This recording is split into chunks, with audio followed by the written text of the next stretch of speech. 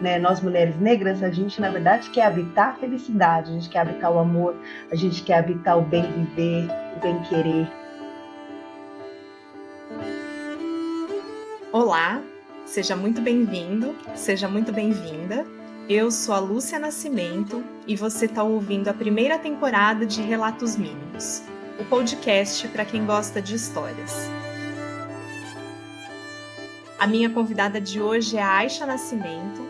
A Aisha é atriz, dançarina e diretora de teatro. Ela é fundadora da Cia dos Inventivos e faz parte também do Coletivo Negro de Teatro. Bem-vinda, Aisha. É um prazer conversar com você. E a gente está gravando esse episódio no finzinho de abril e eu acabei de te assistir com a peça Pai contra Mãe, ou Você Tá Me Ouvindo, que ficou em cartaz no Sesc Consolação, aqui em São Paulo. A peça é inspirada no conto do Machado de Assis, que tem esse mesmo título, Pai contra Mãe, mas vocês trazem essa história para os dias de hoje. E a tua personagem é uma mulher grávida que perde o bebê por conta de uma série de injustiças. Para quem está assistindo, vai dando uma raiva, né, daquela situação toda. Mas eu queria saber como que foi para você. Como que foi compor essa personagem? Quais que foram os afetos que estavam presentes ali para você nessa criação? Oi, Lúcia, obrigada pelo convite. Para mim é uma honra poder conversar com você. Temos o mesmo sobrenome, Nascimento. Maravilhoso, já gostei. O Coletivo Negro existe há 17 anos na cidade de São Paulo, é um coletivo de teatro negro que pesquisa as questões étnico-raciais a partir da cena. É engraçado que a gente começou esse projeto a partir de um convite do Itaú Cultural para o Gé Oliveira, que é o dramaturgo e diretor da peça, para fazer um podcast. E aí ele, já embrenhado aí no Machado de Assis, ele leu esse conto e falou: nossa, eu vou tentar contemporaneizar esse conto, que infelizmente ainda é atual, né? Desse país com essa herança que é o processo escravocrata.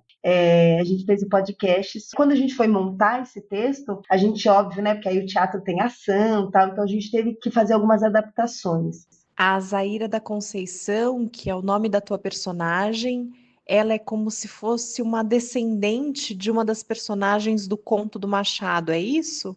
A Zaira da Conceição, ela é uma mulher que é descendente, a bisavó dela é a Arminda Teresa, que é a mulher do conto do Machado de Assis. É a mulher que também sofre um aborto lá no conto do Machado, a partir da captura, né, do Capitão do Mato, que vai ter uma recompensa ao devolver essa escravizada para o Senhor. Então a Zaira, ela tem essa descendência. A Zaira, ela traz um pouco desse lugar, né? Nós não queremos habitar a dor, né? Nós mulheres negras, a gente na verdade quer habitar a felicidade, a gente quer habitar o amor, a gente quer habitar o bem viver, o bem querer, enfim. Infelizmente, o país não nos permite, as questões sociais desse país não nos permite. E a gente coloca um homem negro nessa função, né, de ser esse segurança de supermercado que é de alguma forma mandado a capturar essa mulher. E esse homem também está numa posição degradante por conta desse sistema que vai nos esmagando cada vez mais. Ele comete essa violência e ela acaba tendo um aborto ali na sala, que a gente sabe que existe até hoje, as salinhas que existem em supermercados para capturar os possíveis ladrões dentro do mercado. E a Zaira tem uma hora que ela diz para ele: você não percebe o que está acontecendo aqui, né? Porque ela quer dizer para ele: olha, somos irmãos, somos iguais. Essa face que está sendo criminalizada, somente porque tem a cor negra, né? Somente por ser uma pessoa negra, é igual a você, né? Isso que ela está tentando dizer para ele. E infelizmente, por conta desse lugar que a gente vive, né, da sobrevivência ganhada na unha, o Oswaldo comete a violência contra a Zaira. E é interessante, né, que você fala que o que a gente quer é a felicidade, né? É não precisar falar só da dor. Mas, ao mesmo tempo, estamos nesse país em que é muito difícil pensar sobre isso, né? É muito difícil que essa seja a realidade. E aí eu queria puxar para um outro lugar. Eu não sou mãe, eu nunca quis ter filhos, mas eu imagino que para quem é mãe, vivenciar isso talvez seja ainda mais difícil, porque você tem não só a tua felicidade para pensar sobre, mas a felicidade de uma pessoa que está em formação em um país que dificulta tudo isso, né? Como que é essa relação para você de ser mãe no Brasil em 2025? Olha, eu falo pouco da minha maternagem, muito engraçado, assim, eu falo muito pouco da minha maternagem, mas é um lugar que eu habito que é muito importante para mim, assim. Eu tive filho muito jovem, com 20 anos, mas eu já era autônoma, né? Já vivia sozinha, enfim. Então, quando meu filho nasceu, eu estava vivendo esse processo de me descobrir uma mulher negra e o que isso significa, porque eu sempre fui mulher e sempre fui negra, mas esse lugar de se entender mulher negra e entender o que isso realmente significa e ressignifica nesse país foi a partir do teatro e na minha entrada do coletivo negro, né? Então, assim, eu fui me criando mãe e me criando mulher negra, né? Foi um processo quase que conjunto. Meu filho é um homem negro, de pele clara, e ele tem hoje assim uma possibilidade de um país que o permite ter o cabelo que ele tem, né? Mesmo com todas as questões, ele é muito afrocentrado nesse sentido. Ele sabe da condição dele de uma pessoa que precisa lutar pelas causas negras. Ele é ator, né? Está se formando ator na Unicamp e ele sabe, né, da luta que ainda assim está dentro de uma universidade pública, a partir das cotas, enfim, todas essas questões que nos atravessam diariamente. Então, a minha maternagem, ela vai nesse sentido de construir, constituir um masculino negro capaz, né, de se entender no mundo, capaz de olhar para as outras mulheres e entender essa possibilidade, né, de igualdade. A gente sempre tenta, né, desconstruir esse machismo, essa misoginia que atravessa as nossas vidas, e nós, mães de meninos, eu acho que é uma responsabilidade muito maior, assim, para a gente conseguir, né, trazer esse lugar desse homem que possa saber que o machismo, a misoginia, enfim, todas essas coisas que nos atravessam as mulheres e nos matam todos os dias. Tem que lutar contra isso, não só não ser, mas lutar contra todas essas formas de violência contra os corpos de mulheres, de crianças. Ele foi criado assim em camarim, na rua, eu faço teatro de rua também com a Companhia dos Inventivos, então ele foi criado dentro desse lugar, né? Eu falo que o teatro é que criou o Pietro, né? Eu não pude entrar numa universidade pública, né? No momento que eu estava para me formar, eu não conseguia entrar numa universidade pública. E meu filho é o primeiro da minha família, estamos em 2025, né? E ele ainda é o primeiro. Então a luta ainda é muito grande, ele sabe disso, e eu criei ele para saber dessa luta. E ele tem essa vertente assim de luta e sabe quem ele é. Ele tem 19 anos, vai fazer 20 e está numa fase linda de descoberta e de entendimento das lutas que ele vai travar daqui para frente. Se você está gostando desse episódio, que tal ajudar a gente a produzir os próximos? Você pode fazer isso contando do programa para os amigos e para as amigas, curtindo e compartilhando as nossas postagens no Instagram e no Facebook, seguindo a nossa newsletter no Substack e acompanhando os vídeos no nosso canal no YouTube. Mas também pode ir lá em relatosminimos.com e fazer uma contribuição, ou melhor ainda, uma assinatura. É rápido, simples e você pode escolher qualquer valor para contribuir. E você acha que essa maternagem, ela mudou o teu modo de ver o que é família? Como é que é? O que era família para você antes, na infância, e o que é agora? Talvez não tenha mudado, tenha se intensificado. Eu digo que o meu lar é meu filho, né? Quando eu olho para ele, eu falo assim, tá, eu sou essa pessoa, né? Eu me reconheço a partir dele, assim. Eu sempre pensei numa maternagem muito livre. Minha mãe, ela sempre foi assim, a gente cria filho para o mundo. Minha mãe falou isso. Os adultos que conviviam comigo falavam assim, o Pietro tá fazendo não sei o quê. Eu falo, vai lá e fala com ele, porque a pessoa adulta pode falar com meu filho e ele vai entender, né?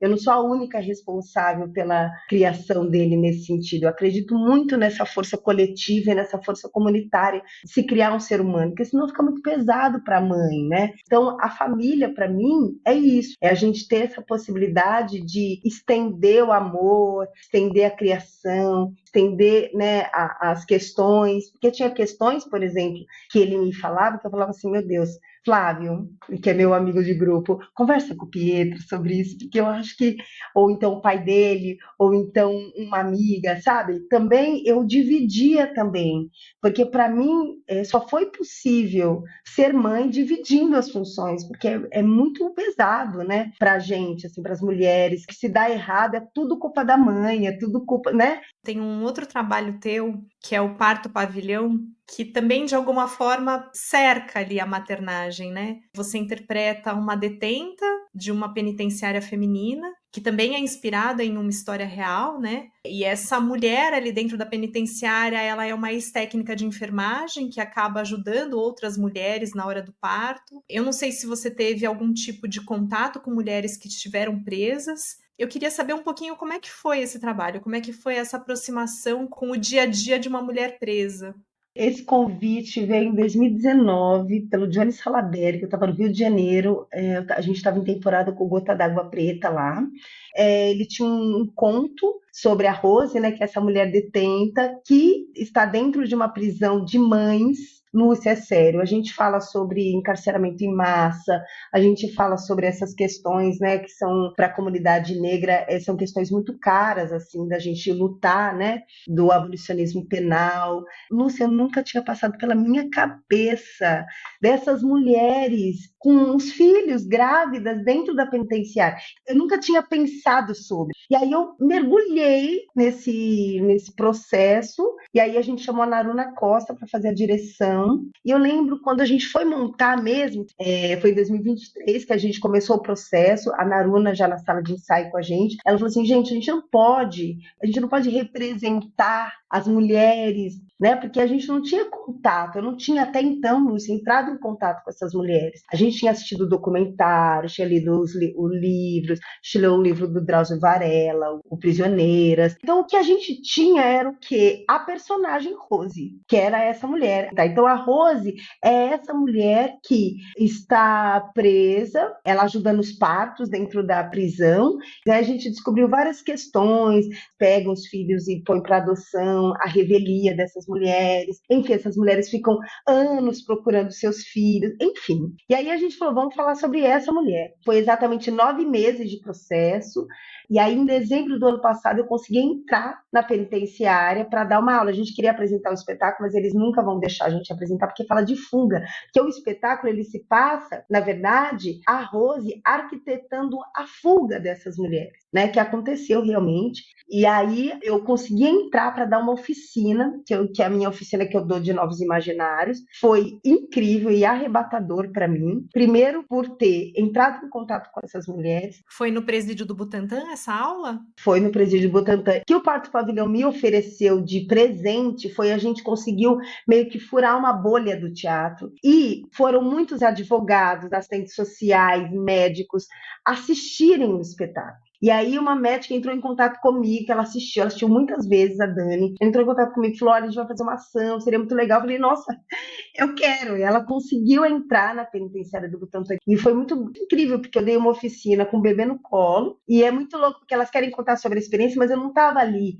querendo saber das experiências delas, por que elas tinham sido presas. Isso não me interessa, eu não sou advogada, não sou juíza, não sou nada. O que eu queria mesmo é entrar em contato com aquelas pessoas, com aquelas humanidades. E eu perguntava sobre os sonhos delas, né? E elas fizeram cenas falando sobre os sonhos delas. Assim, para mim era o que mais me interessava, porque é isso que a gente faz com a Rose. A Rose, ela tá lá presa, tal, tem as questões porque ela foi presa, tal, que infelizmente, na maioria das vezes, tem a ver com os homens, que elas vão, né, fazer, enfim, serviços para esses homens e acabam sendo presas, a maioria delas, isso tem relatos, assim, de documentários, tal, falando, mas a Rose fala de sonho, de desejo, da sexualidade dela, ela fala sobre questões da maternagem dela, ela fala sobre outras questões, porque não é só isso que interessa. Eu lembro que teve uma amiga que já foi presa, e ela foi assistir, ela falou assim para mim, Aisha, muito obrigada por ter devolvido a nossa humanidade, porque a gente não fala só disso, a gente tem muita vida dentro do presídio, e é isso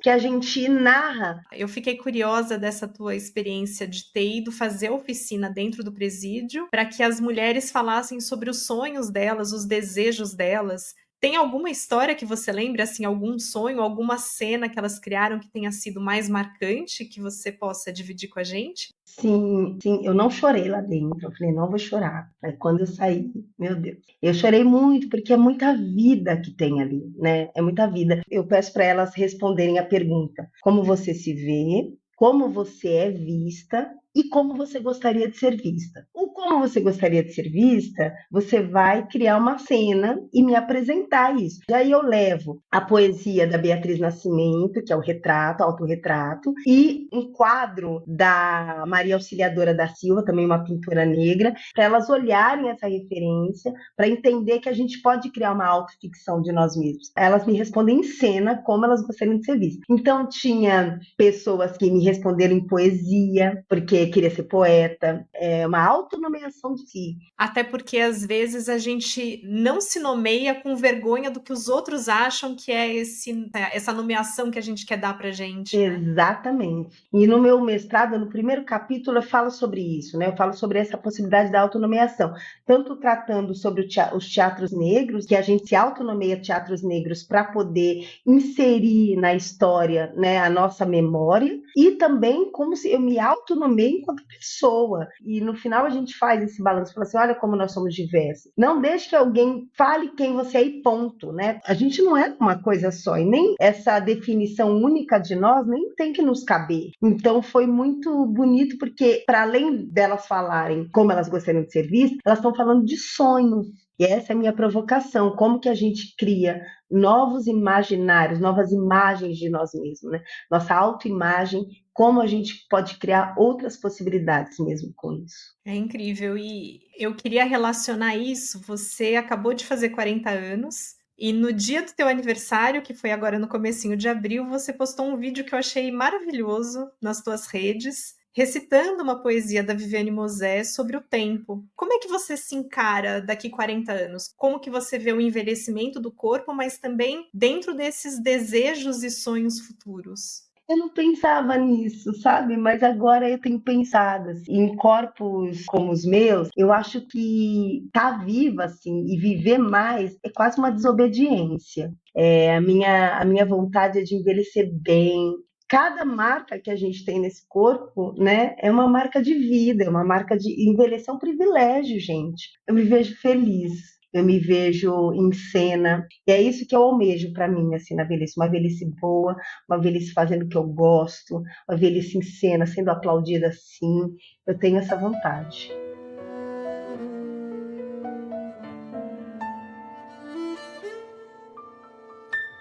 Se você está gostando dessa história, que tal se juntar ao nosso encontro de leituras, que acontece sempre na primeira quarta-feira de cada mês? No encontro virtual, a gente conversa sobre textos literários curtos a partir de um olhar feminista. Para saber mais, é só dar uma olhadinha na descrição do episódio ou no nosso site relatosmínimos.com. Eu queria te convidar também para conhecer o disco A Lado B, do Bruno Menegatti e do Gustavo Sarzi, os dois calangos, que são os artistas da nossa trilha sonora. O link para o disco está na descrição do episódio. Escuta lá quando acabar a nossa história aqui. E agora a gente vai então para o nosso último bloco, que é um ping-pong com a Aisha. O que faz você se manter interessada em uma pessoa? A escuta. Qual foi o papel mais desafiador que você já interpretou até hoje? Rose do Quarto Pavilhão. Uma trilha sonora para tua vida. Do cox até o pescoço, da Elza Soares. Uma pessoa que você queria que fosse tua amiga. Thaís Araújo. Um filme para rever. Faça a Coisa Certa, do Spike Lee. Um livro para reler. Que eu estou sempre relendo. Representação em Raça, da Bell Hooks. Se você pudesse escolher um superpoder, qual seria? De acabar com o racismo e o machismo. Ah, esse eu também quero. Agradeço demais por você ter topado participar. Eu sei que eu te peguei aí numa correria, mas foi especial. Obrigada. Ai, Lucy, delícia, que gostoso. Que fácil conversar com você. Gostoso, uma escuta boa. Obrigada, querida.